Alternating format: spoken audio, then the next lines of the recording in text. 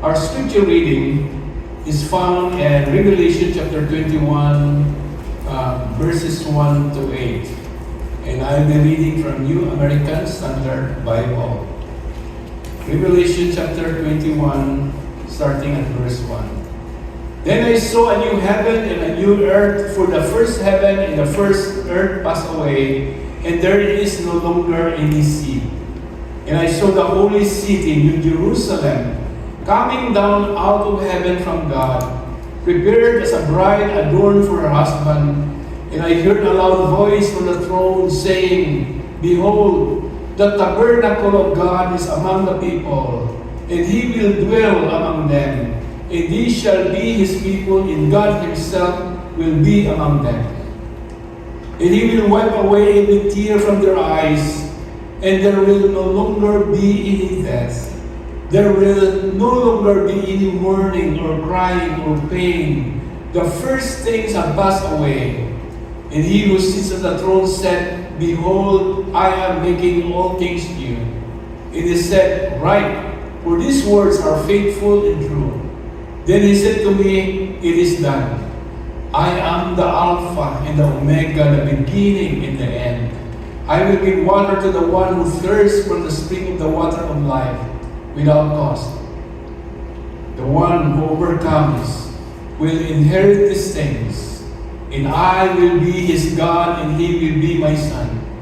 But for the cowardly, and unbelieving, and abominable, and murderers, and sexually immoral persons, and sorcerers, and idolaters, and all liars, their part will be in the lake that burns with fire and brimstone, which is the second death.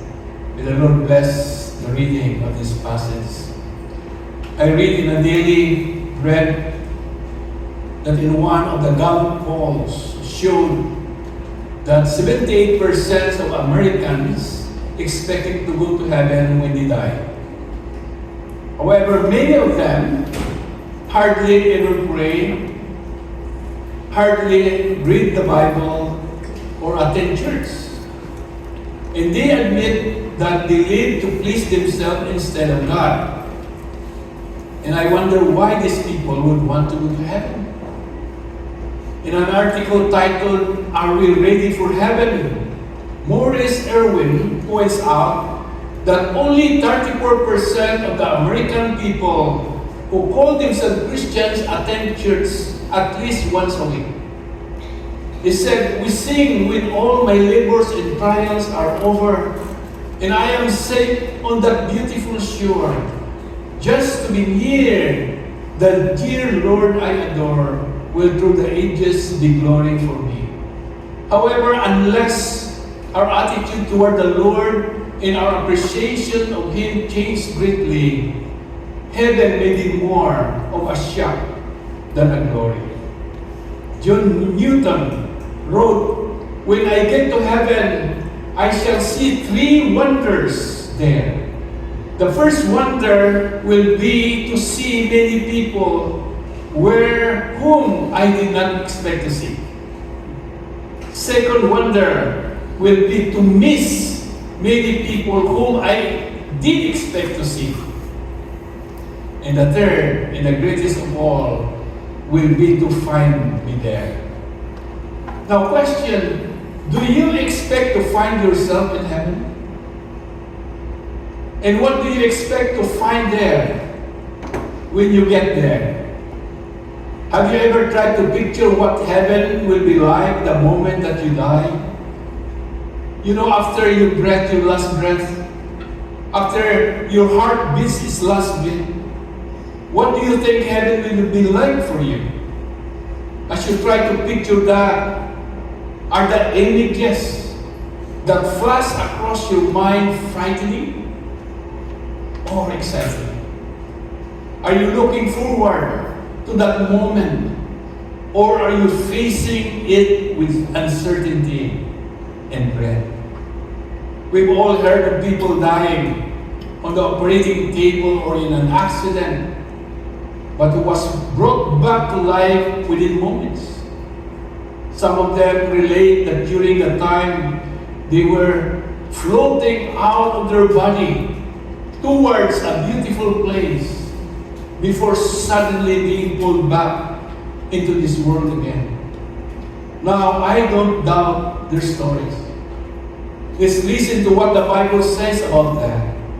In Psalm 90 verse 10, it says, "The length of our days is 70 years or 80 years. If we have the strength, yet their span is but trouble in sorrow, for they quickly pass, and we fly away." In the prophet Job asked the question in Job chapter 14 verse 1, "If a man dies, will he live again?" The writer of the book of Hebrews answered in Hebrews chapter 9 verse 27, which says, "Man is destined to die once, and after that, to face judgment." Now I realize that whenever the subject of death comes up, many people try to avoid discussing it, reluctant even to think about death. But we who have a personal relationship with the Lord Jesus Christ should be able to face death with faith. We are able to face death with confidence and excitement about the future. After all, it was the Lord Jesus Christ who told us that He would prepare a mansion for us at the moment of our salvation. That's why the Apostle Paul could cry out, "Death has been swallowed up in victory. Where, O death, is your victory? Where, O death, is your sting?" You will be surprised that the Bible mentions 4 heavens. Have you heard about it? That there are 4 heavens? Well, the first heaven is the abode of men, or the dwelling of men, which is earth, right? The planet Earth, which includes the land and also the sky, the clouds that we see. Isaiah 55, 9-10 says, "The heavens that are higher than the earth," and mentioned that the rain and the snow comes down from heaven. Now the second heaven mentioned in the Bible is the abode of Satan, as explained in Ephesians chapter 2, 1-2. It says, "As for you, you were dead in your transgression and sin, in which you used to live when you followed the ways of this world, and the ruler of the kingdom of the air, the spirit who is now at work in those who are disobedient."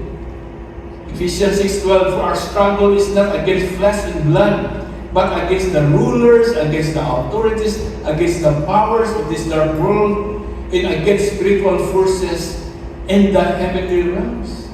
So the second heaven, probably located between the earth and the third heaven, it is the vast space which contains probably planets and stars.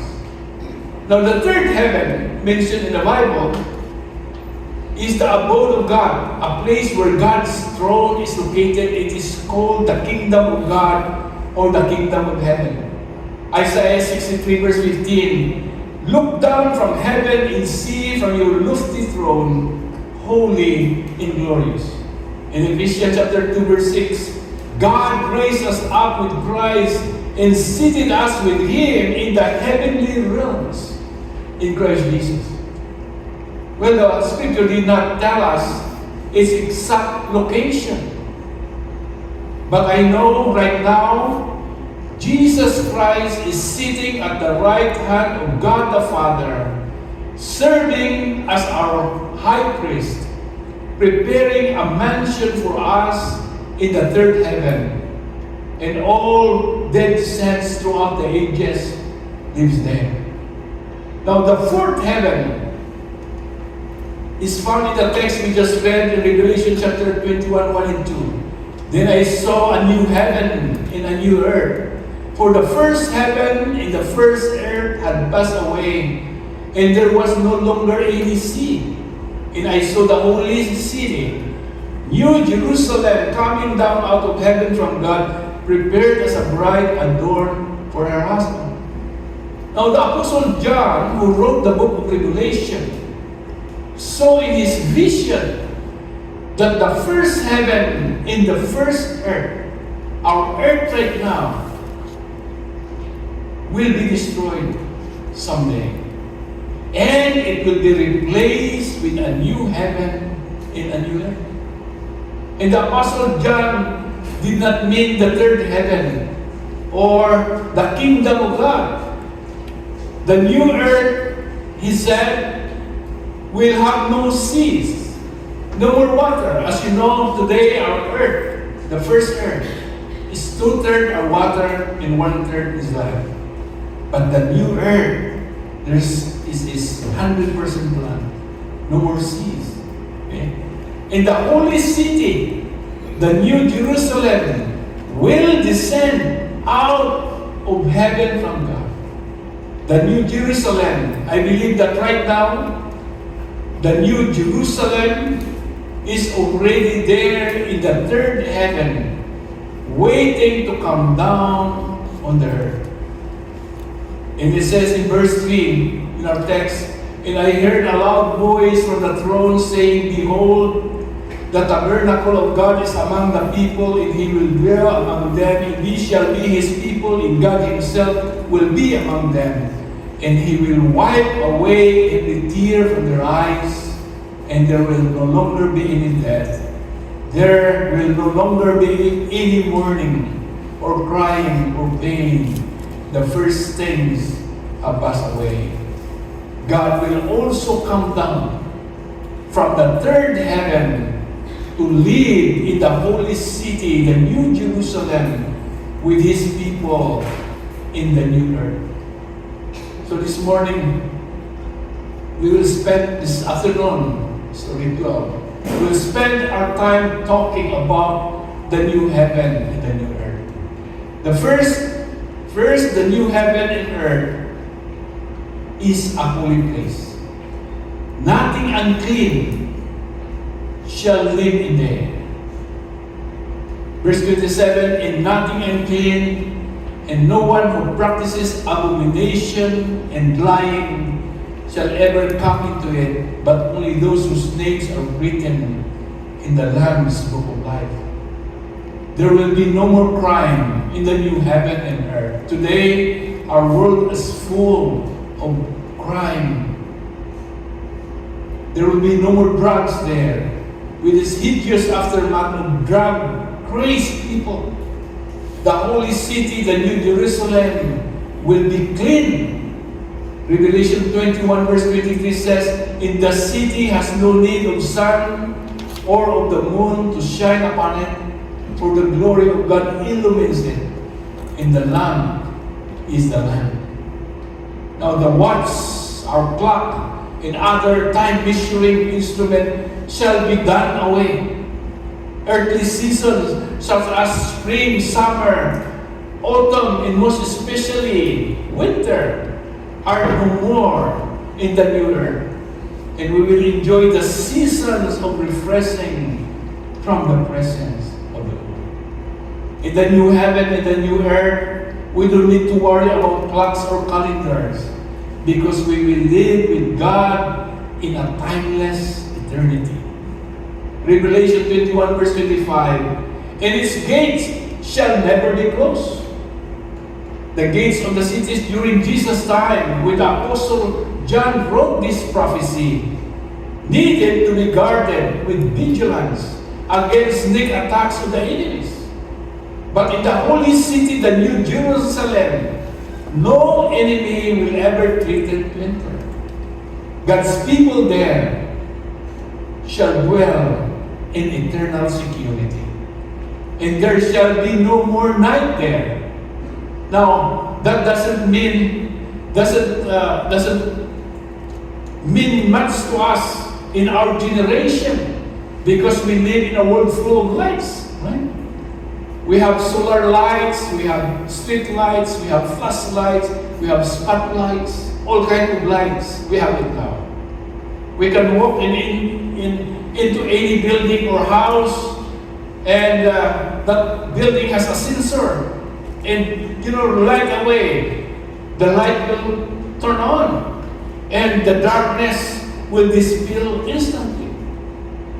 But if you live in the first century world, when the only source of light was a little wick or a little candle in a bowl of oil, this was a wonderful promise. For it is under the cover of darkness that evil things seems to occur. It is under the shroud of darkness that most crime are committed and horrendous things are happen even in our modern world today. The Bible said, there shall be no more curse anymore. The ground is no longer cursed because of man's sin. Thorns and weeds will be removed, and the last enemy of man, death, is abolished. No more war, no more earthquake, no more famine, no more snowstorm, and other natural calamities. No more tears, no more sorrow, no more crying and pain in the new heaven and the new earth. All that can hurt us has been abolished. All that can bless us, all those that can bless, enjoy, and beautify our present day. The new heaven and the new earth are a holy place. Second, the new heaven and the new earth are a glorious place. Everything there is new. We find two illustrations that give us an idea of what the new heaven and the new earth are like. We read in verse 5, and he who sits on the throne said, behold, I am making all things new. The new heaven and new earth are places where everything is made new. Now, I don't know about you, but I live in an old house, 63 years old house, that from time to time needs some repairs. But God promises that in the new heaven, I will have a new home, a mansion custom made by the Lord Jesus Christ just for me. Also, God says in 1 Corinthians chapter 15, verses 51 to 53, that I'm going to get a new body. He said, in a moment, in a twinkling of an eye at the rapture, I will be changed. I will be given a new body, a glorified body like that of our Lord Jesus Christ. Well, that promise sounds good to me. As my body, gets older, I'm now 65, going to 66. I experience some pain. And the thought of a new body appeals to me. I guess that's the reason why I'm not too concerned about what will be done to my body when I die. I don't worry about that. When someone called me to get a funeral plan, I was not excited because I didn't care what would be done to my body. Of course, I prefer that it would be treated with respect, because my body was made by God and it is the temple of the Holy Spirit. But once I die, I will leave this body, I will leave this temple of the Holy Spirit here on earth. I'm not going to be present in this body anymore. God promised to give me a brand new body, a glorified body that will never suffer from pain again, that will never grow old, and that will never die again. Everything in me will be made new by God. With regards to my scars, and some birthmarks, I will not tell you where. I believe it will be gone too. By the way, these promises are for all born-again Christians. All of us who believe and receive Christ as our Lord and Savior, this is the promise of God that we can claim. In verse 2 we read, I saw the holy city, the new Jerusalem, coming down out of heaven from God, prepared as a bride beautifully dressed for her husband. God promised that we who believe in Christ will live someday in a new city called the New Jerusalem, a city built by God Himself, a future home for God's people, a future home for you and me who believe and receive Christ as our Savior. In Revelation chapter 21, verses 10 to 21, we find the description of New Jerusalem. It says, "And He carried me away in the Spirit to a great and high mountain." This is the vision of the Apostle John. "And He showed me the holy city, Jerusalem, coming down out of heaven from God, having the glory of God. Oh, her brilliance was like a very costly stone, a stone of crystal clear jasper. It had a great and high wall with 12 gates, and at the gates 12 angels, and names were written on them, which are the names of the 12 tribes of the sons of Israel. There were 3 gates on the east, and 3 gates on the north, and 3 gates on the south, and 3 gates on the west. And the wall of the city had 12 foundation stones, and on them were the 12 names of the 12 apostles of the Lamb. The one who spoke with me had a gold measuring rod to measure the city, in its gates and its wall. The city is laid as a square. Its length is as great as the width, and he measured the city with a rod, 1,500 miles. Have you seen that city?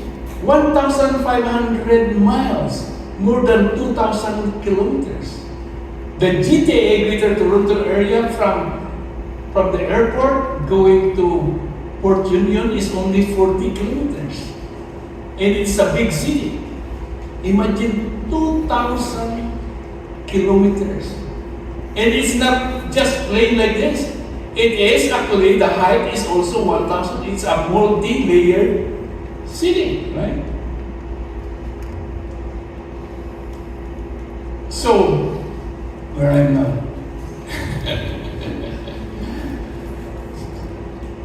The city is laid out as a square, its length is as great as a width, and he measured the city with the rod. 1,500 miles its length and width, in height are equal. So it's a cube, right? It's a cube. And he measured its wall with 72 yards according to human measurement, which are also angelic measurement. The material of the wall was jasper, and the city was pure gold, like clear glass. The foundation stone of the city wall were adorned with every kind of precious stones. The first foundation stone was jasper, the second sapphire, the third chalcedony, the fourth emerald, the fifth sardonyx, the fifth sardius, the seventh chrysolite, the eighth beryl, the ninth topaz, and the 10th chrysoprase, the 11th jacinth, in the 12th amethyst. Wow, imagine the foundation of those, of the city of Jerusalem's wall. And the 12 gates were 12 pearls. Each one of the gates was a single pearl. In the street of the city was pure gold, like transparent glass. I saw no temple in it, for the Lord God, the Almighty, and the Lamb are its temple. And the city has no need of the sun or the moon to shine on it, for the glory of God has illuminated it, and its lamp is the Lamb. The nation will walk by its light, and the kings of the earth will bring their glory on the way. So that under the new heaven, new earth, the sun is no more, or the stars no more. Now, although I built all kinds of roads and bridges in my previous career as a civil engineer, but we don't have ghost project before. Unlike now, it's terrible. I confess that I never built any roads made of gold. Asphalt lang in concrete, but not gold. You know, they never taught us in our engineering school, me and our senior, how to build road made of pure gold. But the new heaven and earth is a perfect place. Everything there is new, and we who believe and receive Jesus Christ as our Lord and personal Savior will live there for eternity in the new heaven, in the new Jerusalem, and in the new earth that God created for us. Now think about it as Christians. We have a bright future. We will live in a new heaven. We will live in a new earth, a new city, a new home. That home is mansion, and we will have a new body. Revelation 19 verse 7 says, "Let us rejoice and be glad and give Him glory, for the wedding of the Lamb has come, and His bride has made herself ready." Through the New Testament, the church is called the bride of Christ. And when we become Christian, we become a part of the church.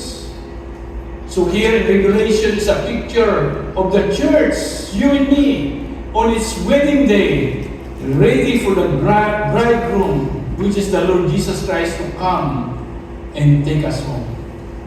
And this passage of Scripture says that our life together in the new heaven and earth will be like a perfect marriage.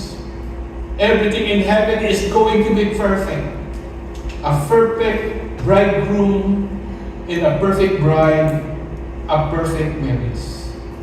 A perfect marriage, of course, involves trust.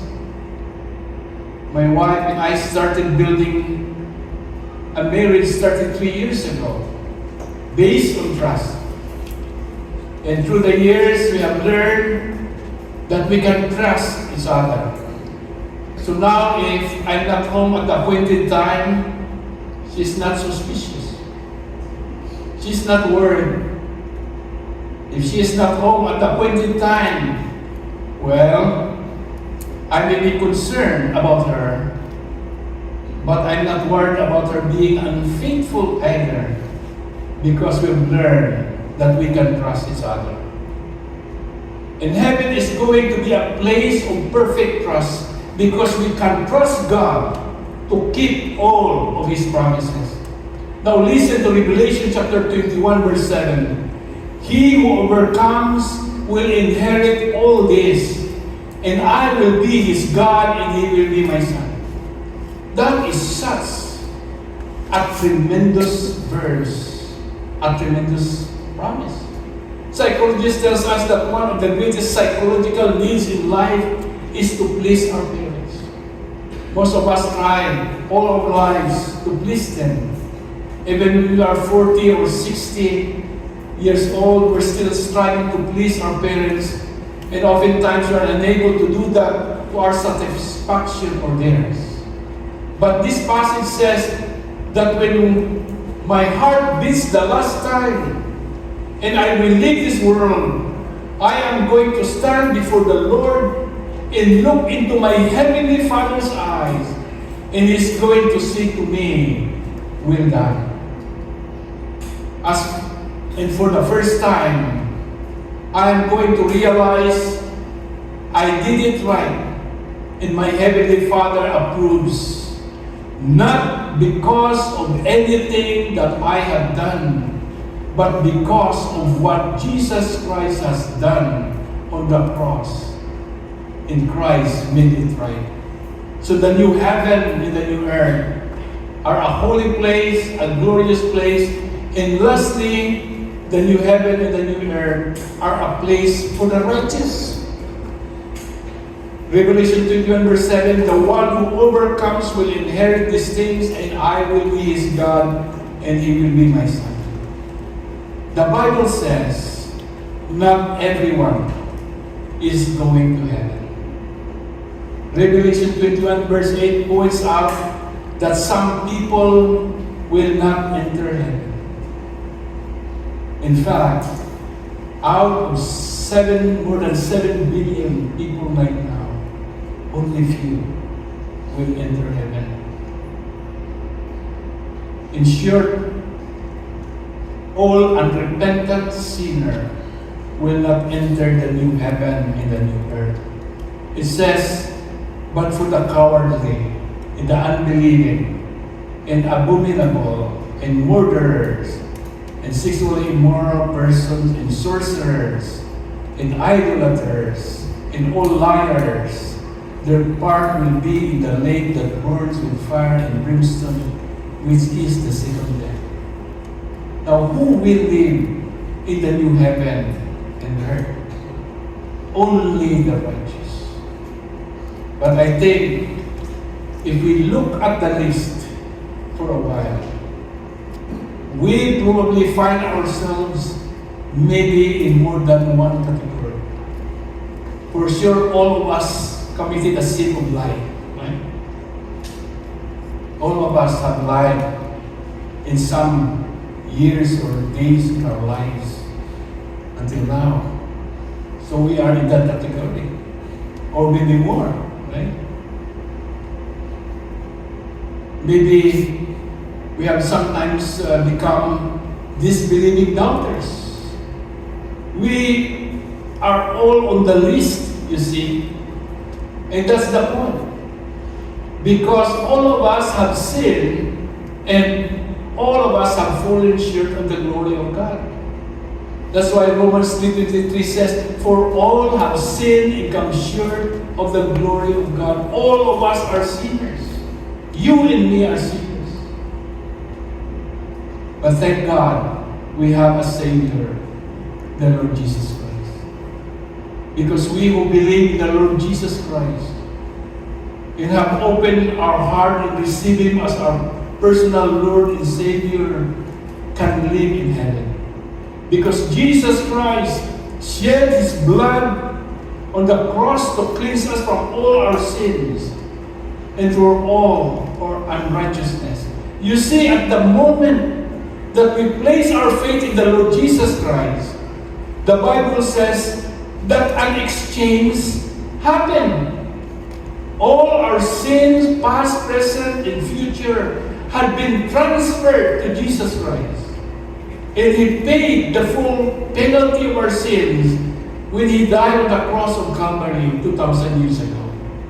Then, after He took all our sins away and paying the price for it on the cross, He imputed to us, He credited to us His righteousness. He transferred to us His righteousness.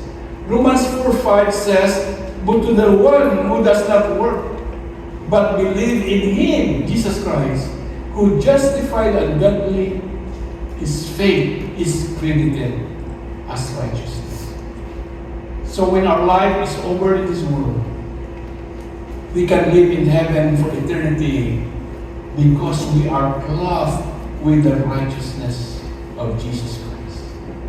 I don't know about you, but sometimes I feel a great burden of guilt. I feel guilty of the wrong that I have done in the past. Guilty of not doing a lot for God. Guilty for my past sins. Guilty of not praying enough, not studying the Bible enough, etc. And when this happened to me, I know that this came from our spiritual enemy, accusing me to stop me from enjoying my life as a child of God. Whenever these things happen, I come to the Lord in prayer, reminding myself that God is pleased with me, not based on the good works that I do, but based on what Jesus Christ did on the cross of Calvary. And I pray, Lord, thank you that you are pleased with me because of what Jesus did on the cross of Calvary. And He clothed me with His righteousness at the time that I place my faith in Him. And after prayer, my feeling of rejection by God is appeased. God restores to me the joy of my salvation. Someday, we who are saved will stand before God the Father, who understands us better than anyone on this earth ever has. And we will hear those words, "Well done, good and faithful servants." And we'll enter into a place that's always new, with perfect relationship with everything we have ever needed or wanted, and more than we have ever dreamed of. So in closing, the new heaven and earth is a holy place, a glorious place, and a place for the righteous. The new heaven and earth will be a very wonderful place for the few who go there. It will be beyond their wildest dreams. They will be totally surprised and amazed. There will be nothing but joy, peace, and happiness beyond description. What a wonderful place the new heaven and earth will be. That's what's life after this life will be like. If Jesus Christ is your Savior, that is your promise. That's you. But again, the choice is yours. You cannot escape the consequences if you make the wrong choice. You will not accidentally end up in the new heaven and earth. The new heaven and earth is a prepared place for the prepared people. Jesus said in Matthew chapter 6 verse 33, "Seek ye first the kingdom of God and His righteousness." Living in the new heaven and earth needs to be our number one goal in this time, our priority in this time. We must live, we must decide to live there. If you are here this afternoon and Jesus Christ is not yet your Savior, then you cannot live in the new heaven and new earth. Sorry. Your only hope is a place called hell, where the fire keeps burning for eternity. A place without God, a place without hope. It is so urgent, so important that you realize that life is short. You must realize that even as the clock is ticking now, and as we are standing in this place, we are determining where we are going to spend eternity. If you are not right with God right now, if you have not made the decision yet to receive the free gift of salvation that God offers to everyone by faith in Jesus Christ, I pray that you will make that decision right before you die. And I cannot emphasize that enough.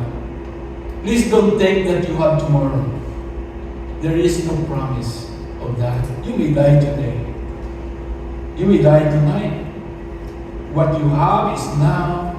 What you have is this moment. If you have a decision you need to make, I hope that you will make it today. If you are not sure of your salvation, if you are not sure that you will live in the new heaven and new earth someday for eternity, let me tell you how you can be sure. First, you must repent of your sin. Repentance means that you confess your sin. You tell God that you are a sinner. You say, "God, I am a sinner." But the word repentance also means that you change. You change your way of living. Secondly, believe in Christ. By placing your total trust in Christ alone. By opening your heart to the Lord Jesus Christ. Jesus said in Revelation chapter 3 verse 20, "Here I am, I stand at the door and knock. If anyone hears my voice and opens the door, I will come in and eat with him and he with me." And Jesus promised that if you open the door of your heart and invite Him as your Lord and Savior, He will come into your life. And you can open the door of your life to Jesus right now by praying sincerely, simple prayer of faith. Let's close our eyes. Those of you who are not sure, 100%, that when you die today, that you will go to heaven, that you will live in the new Jerusalem, the new heaven and new earth. You can pray this simple prayer of faith, make it your own. And say, oh God, I believe that Jesus is the Son of God. I believe that He came and died to pay the penalty for the sins I have committed. I ask you to forgive me and to give me the gift of eternal life that you promised. Come into my life, Lord Jesus. Receive you as my Lord and Savior. Make me the person you want me to be.